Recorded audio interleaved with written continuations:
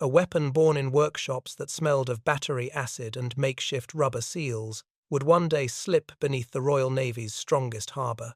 Yet, in its earliest years, the Italian human torpedo seemed less like a strategic breakthrough and more like a machine determined to kill the men who tested it. In the mid-1930s, as Europe edged closer to another conflict, Italy's Regia Marina watched British naval power tighten across the Mediterranean. The Royal Navy's big ships, based at Alexandria and Malta, represented not only firepower, but the ability to control all sea routes leading toward North Africa. Italian admirals knew they could not match that advantage ship for ship. They would have to think smaller, much smaller, if they hoped to disrupt British control. This was the setting in which two young naval engineers, Tese and Toshi, began experimenting with a new idea: a slow, electrically driven torpedo, ridden by two divers, who would move underwater, detach a warhead by hand, and attach it beneath an enemy ship. Their early prototypes were fragile, unstable, and often dangerous. At La Spezia and Bocca di Cerchio, the workshops became testing grounds, where metal casings bent, seals leaked, and oxygen systems failed without warning. Operators trained in near-total darkness, feeling their way along the structure of outdated Italian ships, while supervisors timed their endurance. Reports from these years describe a culture that mixed scientific ambition with a clear acceptance of physical risk. Batteries gave off harsh fumes. Cold water quickly drained strength. A moment's mistake could trap a diver under a hull. None of this, however, discouraged the small circle of volunteers who began forming the core of what became Decima MAS, the 10th Assault Vehicle Flotilla. Decima MAS grew into a close-knit group defined less by strict rules and more by trust among men who shared the same dangers. They trained to operate silently, to read the sea by touch, and to improvise when machinery failed, which it often did. Their instructors insisted that a mission would only succeed if the operators could stay calm while their craft malfunctioned beneath them. By 1939, several trainees had died in non-combat accidents, a grim reminder of how unforgiving the new craft could be. Yet the unit grew, driven by a sense that they were helping develop a weapon Italy urgently needed. Within the Regia Marina's officer corps, this willingness to volunteer for such extreme work was both admired and treated with cautious respect. When Italy entered the war on 10 June 1940, the pressure on Decima MAS increased. British naval strength had already been highlighted at Taranto, where an air attack disabled Italian battleships at anchor. In Rome, political leaders demanded a response, something dramatic enough to balance the blow to national morale. Italian admirals, aware that their surface fleet was outmatched, looked again to the slow human torpedo, the Siluro, a Lenta Corsa, or SLC. By this point, the weapon had evolved from a rough prototype into a workable, if still unreliable, system. Its warhead could deliver a charge of more than 200 kilograms, enough to cripple even a major ship. But the path to real success remained uncertain. The SLC's electric motors were sensitive to temperature changes. Its depth-keeping systems drifted unpredictably. Its operators had to function while breathing chemically cleaned oxygen that caused headaches, nausea, and sometimes blackouts. Among those shaping the unit's working culture was Junio Valerio Borghese, a rising commander whose careful, organized approach steadied the uncertain progress of the program. Borghese believed the SLC could disrupt the Mediterranean balance if used with precision and complete secrecy.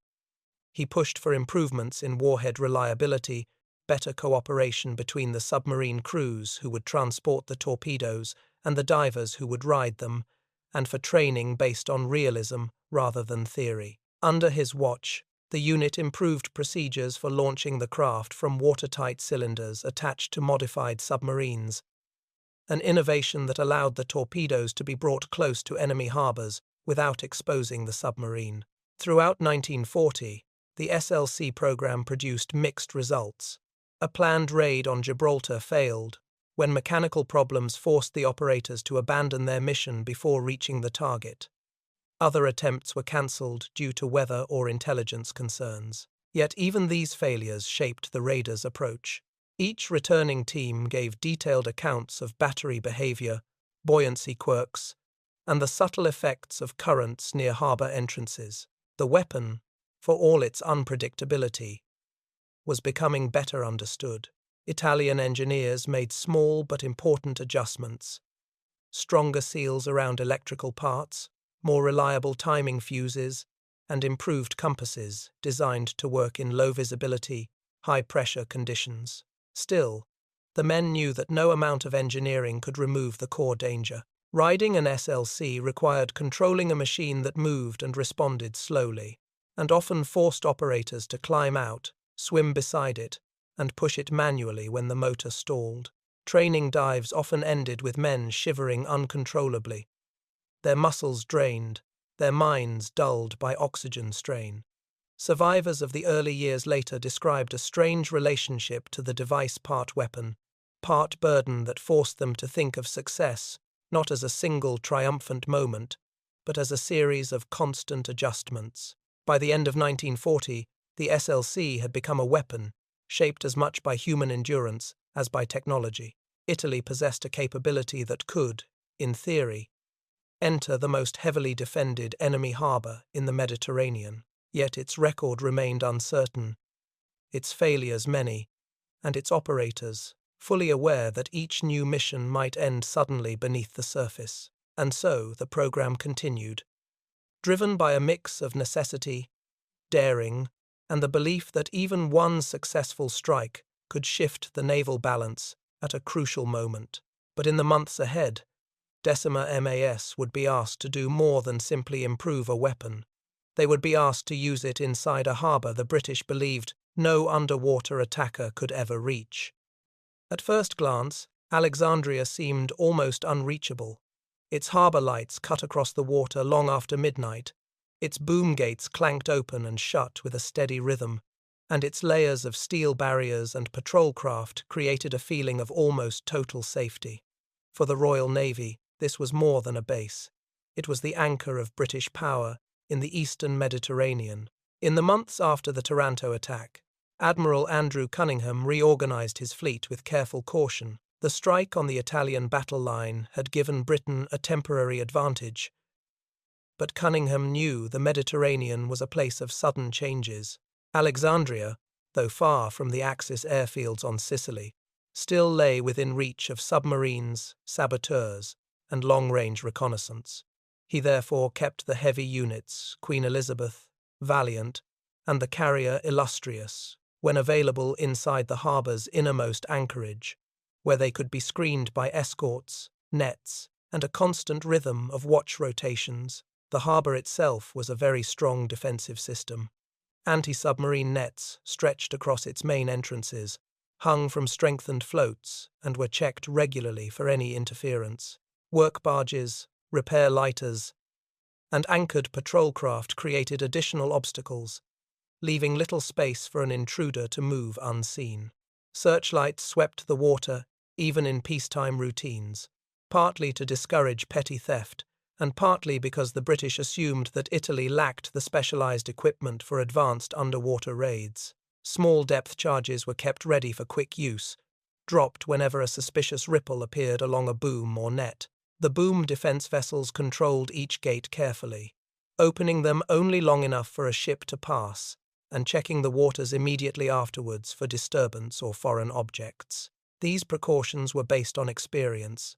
British intelligence had followed reports of Italian frogmen since before the war, but their reports often played down what these men could do.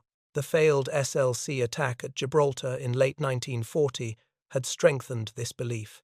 British observers saw the malfunctioning Italian devices as proof that such weapons were unreliable, even clumsy.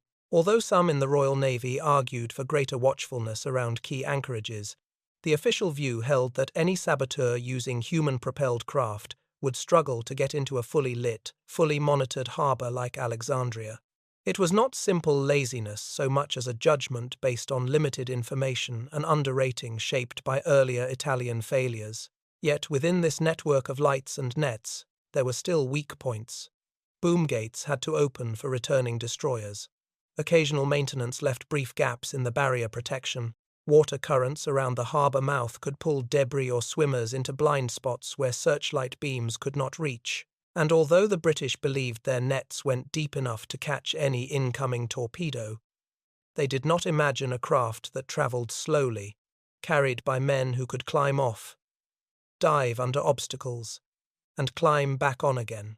Pressure from the wider war grew through 1941. Supply routes to the North African front needed constant protection, and every destroyer or cruiser at Alexandria had to be ready for fuel convoys, troop movements, or fast interception missions. Cunningham balanced the need to keep his heavy units safe with the need to make them immediately available. As a result, the battleships often stayed at anchor for long periods. Huge, unmoving targets that would be disastrous to lose, but costly to keep always at sea. Their lower hulls rested high above the harbour floor, leaving enough space for small craft to pass unseen in the darkness. The Germans, for their part, understood that any major British loss in Alexandria would disturb the entire chain of supply to Malta and the Western Desert. Italian planners saw the same opportunity and increasingly viewed a successful SLC strike as a rare chance to overcome Britain's built-in advantage. The failures at Gibraltar had taught them painful but useful lessons. Machines had to be sealed better. Operators had to be trained to pass under nets by touch alone. Timing had to match tides, moonlight, and harbour routines. Their plans kept coming back to Alexandria. The harbour was heavily defended, but not impossible to reach. It was also filled with exactly the ships Italy needed to remove from the balance. Inside the British command, confidence stayed strong. Patrols kept moving, lights stayed on, and harbour reports regularly came back without serious warnings. Even when some officers noticed odd underwater sounds or suspected that Italian submarines might attempt scouting missions, these worries rarely led to big changes in tactics. Defensive systems were already working at high intensity. There was little more that could be added without slowing daily operations.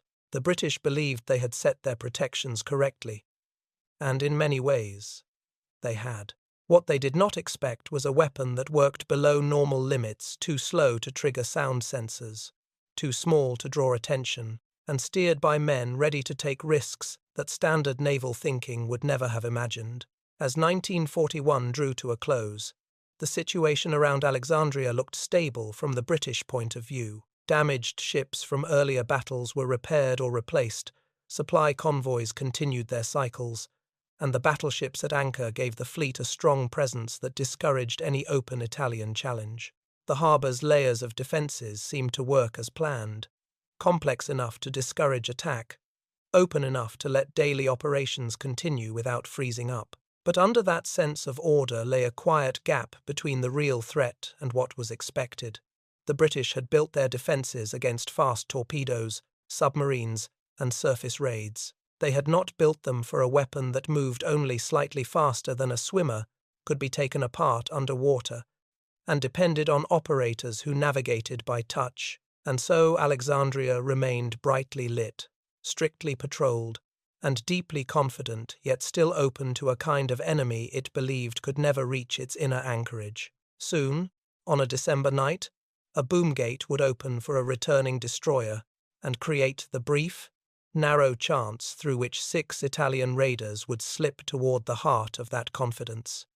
Before the attack even began, the success of the mission depended on a single submarine moving unseen through hostile waters. On the evening of 18 December 1941, the Italian submarine Sciré slipped from its base and headed into the eastern Mediterranean, carrying 3 human torpedoes and the 6 men who would ride them. Inside the narrow steel hull, humidity clung to every surface, and the faint chemical smell from the sealed SLC cylinders mixed with diesel fumes. The space was cramped, tense, and completely focused. Sciré had been modified specifically for this type of mission. Welded along her deck were 3 watertight cylinders, each large enough to hold 1 SLC. Their latches had been checked again and again, because any leak would ruin the machinery long before the operators reached their target. Inside, the craft rested nose forward, secured with brackets built to endure the submarine's dives and changes of direction. Borghese, commanding the operation, had shaped Sciré into a delivery platform that balanced secrecy with precision. His leadership style, calm, controlled, and unhurried, set the mood for everyone on board. This was not a dramatic raid in the movie sense. It was a dangerous engineering task carried out under complete silence. The submarine's route forced it through areas patrolled by British anti-submarine groups. Aircraft from coastal airfields swept the sea lanes by day. Destroyers moved along predictable paths by night, dropping depth charges at the slightest suspicion. Sciré's crew threaded between these dangers, submerging when needed, listening through hydrophones for propeller sounds that might mean a patrol nearby. Every change in engine vibration mattered. Even the timing of the air refresh cycles inside the submarine had been planned so that no noise would clash with known British listening periods. On 18 December, as night fell across the Mediterranean, the submarine dove deeper, committed to the final approach. The sea grew darker and quieter, but also more dangerous. Minefields, laid by both sides earlier in the war, lurked beneath the surface. Their positions were imperfectly mapped, and Borghese had to take Sciré through waters where a small navigational error could set off an unseen mine. Sound discipline was absolute. Even routine orders were spoken softly. The crew, though experienced, worked with a sharp awareness that detection at this stage would end the mission instantly. Near midnight, the submarine reached the chosen release point outside Alexandria harbor. Here, the final technical checks began. The timing fuses on the SLC warheads were inspected, and their seals were checked for leaks. Oxygen systems for the operators were tested again, because once underwater, any malfunction could end the mission immediately. The divers reviewed the steps for removing the SLC from its cylinder, starting the motor, and guiding it off the submarine's deck. Despite months of preparation, these minutes were brutally stressful. Small mistakes here could lead to disaster. Inside Sciré, the 6 operators sat quietly, absorbing cold that seemed to rise up through the steel floor. Their suits were stiff, their breathing masks tight against their faces. The SLC was designed to move slowly, no more than a few knots, so the operators would be exposed to the sea for hours. Chemical oxygen systems provided breathable air, but they caused headaches, a metallic taste, and sometimes nausea. Once they left the submarine, they would have limited movement and almost no visibility. Their hands would guide them as much as their eyes. Just before 1 on 19 December, the order came. The submarine rose to periscope depth, keeping the lowest possible profile. The watertight cylinder doors were opened from the outside by the deck crew, the metal hinges moving with slow, careful pressure. Each SLC was lowered, one by one, into the black water. The operators climbed onto their craft, gripping handholds slick with condensation. Only the soft gurgle of water against the hull broke the silence. Then, one by one, the teams separated from the submarine. Their navigation now depended on compass readings, depth gauges that sometimes shifted, and the whispered calculations they had memorized during training. The 3 teams, Marseglia and Scergat, de la Penne and Bianchi, Martellotta and Marino, moved on different paths toward the harbour entrance. They were no longer under Borghese's command. Their futures rested on the fragile machines beneath them and their ability to adapt when those machines inevitably failed.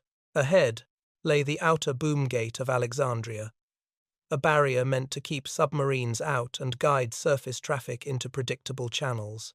The Italians expected to reach it in darkness, hoping to slip beneath or through during a quiet moment in British activity. But timing, tide, and chance rarely lined up perfectly at sea.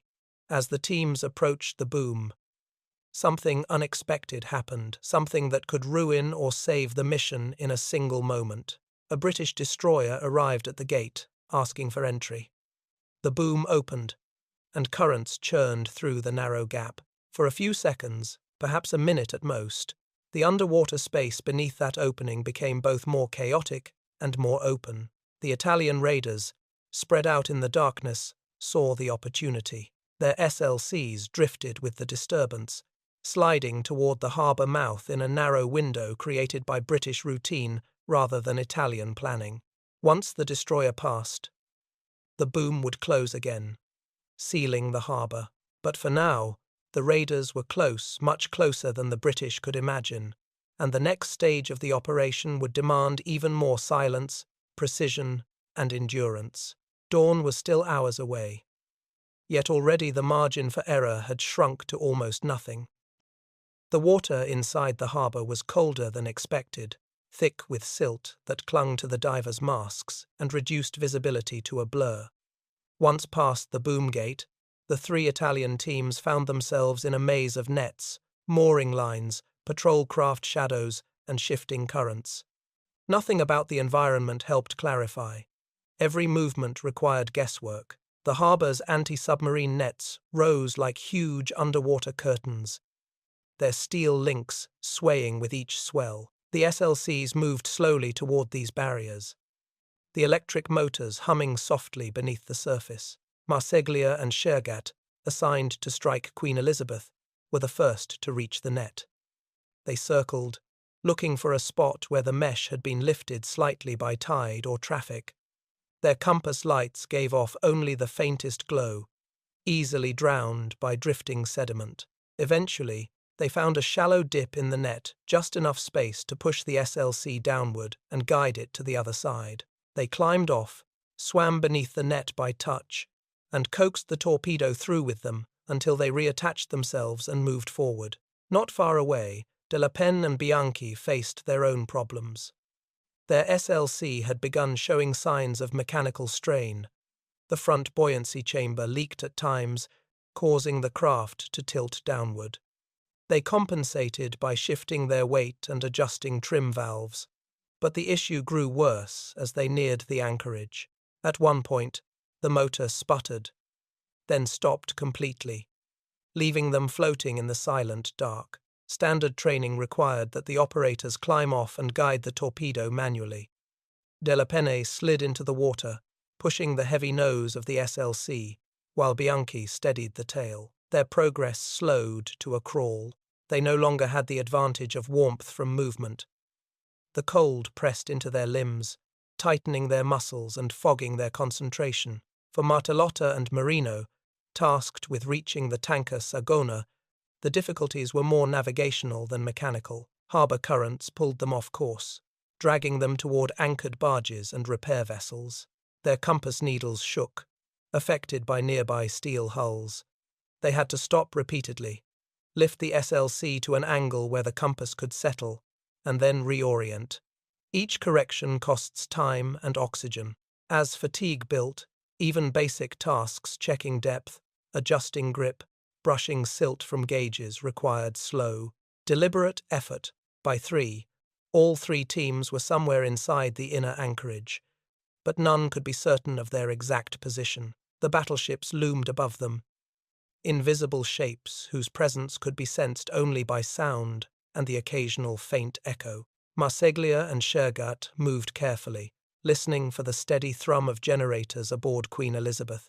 When they finally felt the ship's bulk, they circled slowly, relying on touch. The hull felt enormous beneath their gloved hands. Working methodically, they detached the warhead, activated the timing fuse by feel, and fixed the charge magnetically to the underside of the battleship.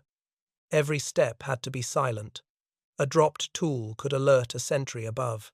Meanwhile, Penne and Bianchi reached Valiant after giving up hope of repairing their failing SLC. They now swam the craft manually, using the last of its buoyancy to keep it from sinking. Finding the hull took longer than planned. When they finally located it, stretching like a steel cliff into the darkness, their physical strength was nearly gone. Penne guided the warhead beneath the ship, secured it, and set the fuse. But a problem arose. Exhausted and confused, the two men could no longer swim clear of the harbour quickly enough. They surfaced nearby, were spotted, and were taken into custody before they could escape to land. Martellotta and Marino battled their way toward Sagona. Their SLC's depth-keeping system malfunctioned repeatedly, causing sudden drops that forced them to gasp sharply and fight to steady the craft. Still, they pushed on until they found the tanker's hull. Working through growing fatigue, they fixed their charge in place. Their mission was the least dramatic but critical. An explosion beneath a fuel-loaded tanker could spread damage to nearby ships, including the destroyer Jervis. By now, all 3 warheads had been set. But the Italians faced a harsh truth. The timing fuses were running, and dawn was approaching. The harbor's surface, once their protection, would soon turn against them. Patrol routines would tighten, shadows would fade. Some operators tried to swim toward shore, others attempted to hide underwater until daylight passed. But none could escape the limits of oxygen, cold, and exhaustion. Above them, the Royal Navy remained unaware of the danger growing beneath the calm surface. Watch officers paced decks, lookouts scanned the horizon, and harbour crews prepared for morning duties. The idea that saboteurs had already crossed nets, barriers, and patrols seemed almost impossible. And yet, the explosives were now attached to the hulls of some of the most important ships in the Mediterranean. The charges ticked silently in the dark, their fuses counting down, while the operators struggled in the water, caught between the need to survive and the knowledge that events were now out of their hands. And as the first faint light rose in the east, Alexandria harbour continued with its routines, unaware that the next hours would change its place in the war. Morning arrived quietly over Alexandria harbour. Ships swung gently at anchor, crews prepared for routine inspections, and the battleships Queen Elizabeth and Valiant lay heavy and still in the pale light. Nothing on the surface hinted at the danger waiting below. The Italian divers, cold and exhausted, had already been detained or were trying to hide. Their warheads silent, unseen, counted down toward an irreversible moment. Shortly after dawn, 2 Italian swimmers were found and brought aboard Valiant. One of them, Luigi Durand de la Penne, had attached the very mine now ticking beneath the ship. Wet, exhausted, and barely able to stand, he was questioned by British officers, who had no reason to suspect how serious the situation was. The Italian revealed little. Accounts differ on what exactly he said, but British reports note that he was eventually placed in a compartment below deck, directly above the charge he had set. Moments before the explosion, he warned his captors that something dangerous was about to happen and urged them to leave the area. His warning, vague as it was, helped prevent casualties among the crew. At roughly 6:15, the first explosion tore through the harbour. The tanker Sagona burst upward in a column of water, spray, and smoke. The blast ripped a huge crater in her hull and threw debris across the water. The destroyer Jervis, moored beside her, absorbed the shock and suffered heavy damage to her bow.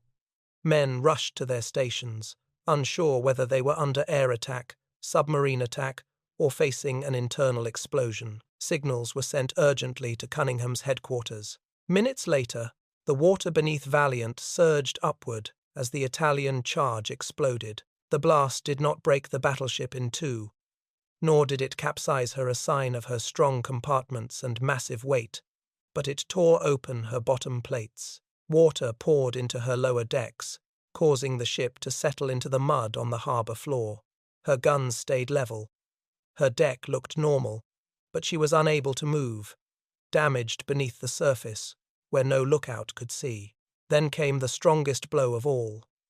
Beneath Queen Elizabeth, Marseglia and Shergat's charge detonated with force. The explosion echoed through the hull, lifting the battleship slightly before gravity pulled her back. Like Valiant, she sank only a short distance until her keel rested on the seabed. Her upper structure remained above water, looking untouched. But inside, bulkheads bent, engines were knocked out of line, and key compartments flooded. Within minutes, Cunningham understood the scale of the disaster. 2 of the Royal Navy's most powerful ships had been crippled at the same time. Harbour crews scrambled to find the cause. Some suspected sabotage. Others thought it might be an accident in the fuel or ammunition stores. The explosions had struck different ships, at different times, in different locations, an unusual pattern for any normal attack. It took time for reports to come together, and the presence of the Italian divers was linked to the destruction. When the truth became clear, frustration and shock spread through the fleet. Alexandria had been considered one of the safest anchorages in the Mediterranean. Now, that belief had been broken. Yet, in the middle of the confusion, Cunningham acted with notable speed. He knew that if Axis reconnaissance planes saw the battleships resting on the harbour floor, Germany and Italy would immediately take advantage of the situation. He therefore ordered strict concealment. The ships stayed upright, their decks at normal height, allowing British photographers and observers to produce routine-looking images. Funnels released smoke as usual, signals were sent from the masts, and small boats moved around as if nothing had happened. Only a very small group of officers knew the truth, that the Mediterranean fleet had just lost its ability to face an Italian capital ship at sea. The British also launched searches to find any remaining saboteurs. Patrol boats swept the harbour.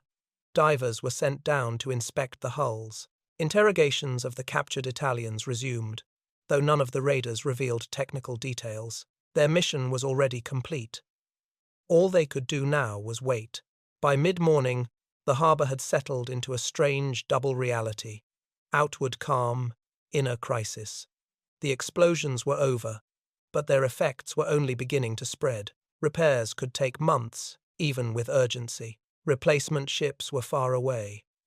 Supply routes to Malta and the North African front would now need different planning. Down in the holding areas where the Italians were kept, the raiders waited, unaware that their strike had caused not a minor disturbance, but a serious strategic blow. Their warheads, simple in appearance, had succeeded where fleets and air wings had struggled, removing Britain's heaviest ships from the Mediterranean, using nothing more than human endurance, engineering, improvisation, and the opening of one harbour gate at the right moment. And as news of the damage moved through British command, one truth became clear. The balance of naval power in the Mediterranean had changed, and the effects of that change would continue long after the smoke above Sagona and the battleships had faded. In the days that followed the Alexandria raid, the Royal Navy entered a period of uneasy improvisation. The harbour looked unchanged to anyone outside. Battleships towered over the waterline, signal flags fluttered, and crew movements continued along the decks. But beneath the surface, Queen Elizabeth and Valiant rested, stuck on the harbour floor, their hulls torn open by explosions no one had expected. The illusion of normality was deliberate. Concealment was now a strategic tool. Cunningham understood the stakes immediately. Without working battleships, the British Mediterranean fleet could not challenge Italian heavy units in open water. The loss was temporary, but the period of weakness was real. He ordered strict secrecy, limiting how many officers were told the true extent of the damage.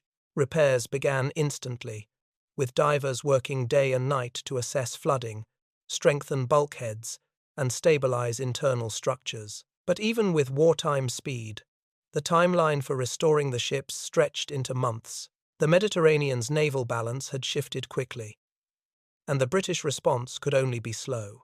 Far from Alexandria, Italian morale rose sharply. In Rome, the news was received not as a small success, but as a strong confirmation of a program long seen as odd or dangerously experimental. Decima MAS, once a niche unit built around fragile prototypes, now stood at the front of Italian naval pride. The fact that 6 men unsupported by aircraft, artillery, or surface ships had crippled 2 British battleships amazed even those in the Italian Navy who had doubted the SLC's usefulness. Newspapers praised the operation as proof that creativity could overcome material disadvantages. Within the unit itself, the mood was quieter but more confident. The men who had trained under dangerous conditions finally saw their effort recognized. Yet the raid's wider impact was more complicated than propaganda suggested. Strategically, it forced both sides to rethink. For the Italians, the success proved that special operations could influence major naval theaters. Planners studied whether similar strikes might be possible at Gibraltar or Haifa, though the risks remained high. For the British, the attack revealed the limits of traditional harbour defences. Nets, lights, and patrol boats had worked against submarines and fast torpedoes, but not against slow, manned devices guided by divers who slipped under obstacles. In the months after the attack, British investigations reviewed harbour security from the ground up, recommending better underwater detection, adjusted net depths, and more varied patrol patterns. The raid also sped up similar technological efforts. Britain had already begun experimenting with its own manned torpedoes called chariots, but their progress had been uneven. Italian success showed what could be achieved, pushing for further investment. Training increased, new prototypes were tested quickly, and operational plans were developed. Later, British chariots would be used in raids against Norway, Italy, and the Far East, copying many of the tactics first used by the Italians. The concept of small, precise underwater sabotage had entered the center of Allied planning. Back in Alexandria, the technical effects of the raid were felt every day. Queen Elizabeth, though appearing unharmed above the waterline, had suffered serious internal damage. Her engine rooms were flooded, turbines shifted, and fuel tanks broken. The battleship would later be towed to the United States in mid-1942 for major repairs, a journey that underscored the seriousness of her condition. Valiant, though less badly damaged, needed months of dockyard work before she could return to service. The tanker Sagona remained crippled, and the destroyer Jervis needed extensive repairs before rejoining operations. These losses forced the British to adjust their Mediterranean strategy. Without their strongest battleships, they relied more on cruisers and destroyers for escort duty. Convoys supplying Malta and the North African front had to be rerouted, rescheduled, or supported by units from other theatres. Even air power planning shifted, as the missing heavy ships changed where fighter and reconnaissance squadrons were deployed. None of these changes left the Royal Navy helpless, but they introduced delay, uncertainty, and risk exactly the effects Italy had hoped to create. Meanwhile, the captured Italian operators, exhausted, injured, but alive, waited for their fate as prisoners of war. Their treatment reflected the professionalism of both sides. The British respected their discipline, even if their capture prevented immediate formal praise. The men understood that the outcome of their mission mattered more than their personal situation. Weeks later, when the scale of their achievement became publicly known, even British officers acknowledged their courage and skill. After the war, several of the raiders, including Della Penne, would be honoured by both Italy and, eventually, Britain, a rare double recognition that showed the raid's respect across national lines. By early 1942, the Mediterranean was entering a new phase. Larger battles were coming: supply struggles, the siege of Malta, the shifts in North African momentum. But the lessons of Alexandria continued to echo beneath those events. A handful of divers had shown that naval power did not always depend on steel size or gun ranges. It could also depend on human endurance, careful engineering, and the ability to use the gaps in an enemy's expectations. Special operations had changed the rhythm of naval warfare. They introduced uncertainty into places once considered safe. They forced admirals to look down into the water, not just across it, and they showed that even the most substantial fleet could be damaged by a weapon that moved only slightly faster than a swimmer. As the months passed, repairs progressed, and ships slowly returned to duty. But the shock of the raid and the strategic changes it triggered did not fade. The Mediterranean remained contested, unpredictable, and intense. And beneath its shifting surface lay the memory of a December night when small machines, guided by exhausted men, carved a new line in naval history. Ahead awaited the final reckoning. How history would remember the raid, how navies would study it, and how the divers themselves understood what they had achieved beneath the calm waters of Alexandria. In the years after the war, Alexandria harbour returned to its familiar routines. Merchant ships, patrol craft, and naval vessels once again crossed its waters, without imagining the drama that had unfolded below in December 1941. The explosions that had crippled Queen Elizabeth and Valiant were long repaired, the oil slicks gone, the debris cleared. But the raid did not fade. Instead, it settled into the deeper layers of naval history, a benchmark for asymmetric warfare that would be studied long after the last surviving operator gave his final interview. Post-war assessments on both sides took a serious tone. Italian naval historians viewed the operation with quiet pride, emphasizing discipline, technical creativity, and the endurance needed to guide slow, fragile craft through a heavily defended harbour. British analyses, based on declassified Admiralty documents, approached the event as a sharp lesson in security design. Reports pointed out how traditional assumptions, fast torpedo threats, deep nets, predictable patrol patterns, had not matched the type of weapon the Italians used. The weakness had not been in effort, but in expecting the wrong type of attacker. These studies showed how the raid forced a shift in thinking. Defenses built to stop submarines failed against a weapon too small to trigger sound sensors, too slow to seem threatening, and too human-driven to behave like a normal machine. As more documents were released, the British Admiralty admitted that Alexandria's defences had been strong by usual standards. The problem lay in a gap between standard doctrine and creative attack methods, not in carelessness. For the men of Decima MAS, the end of the war brought its own challenges. Their unit dissolved with the collapse of fascist Italy, but their wartime memories stayed with them. Some returned to the sea, others moved into engineering or civilian jobs. A few gave personal accounts that later helped shape the histories of the raid.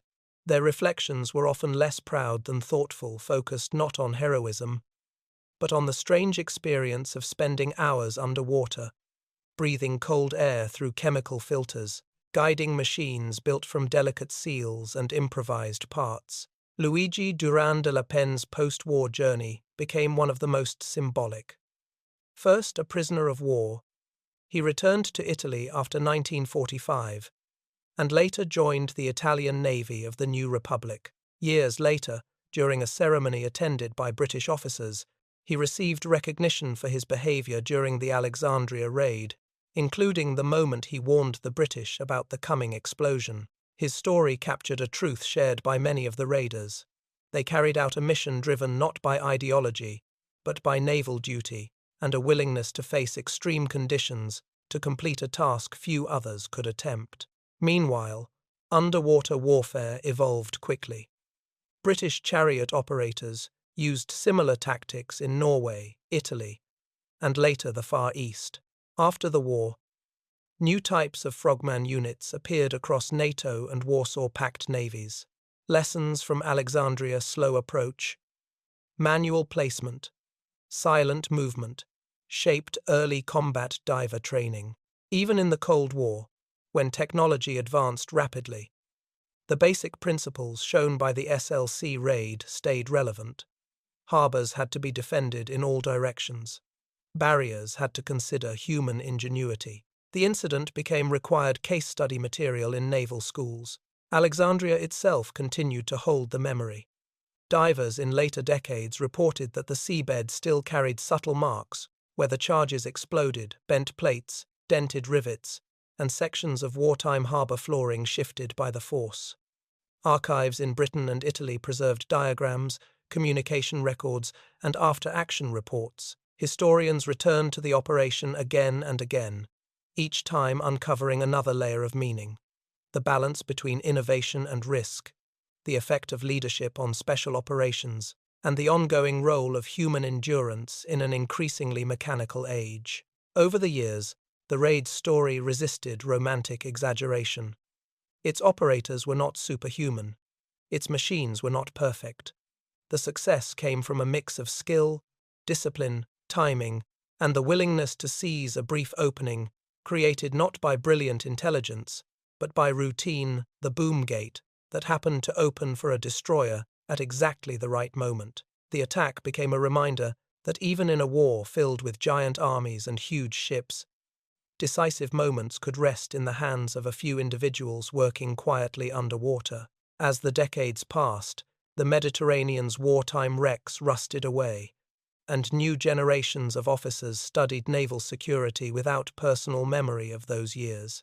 Yet the image of 6 divers guiding 3 fragile machines into the heart of Britain's strongest harbour returned again and again, showing how vulnerable even the most powerful fleets could be when faced with a weapon built to move below the level of expectation.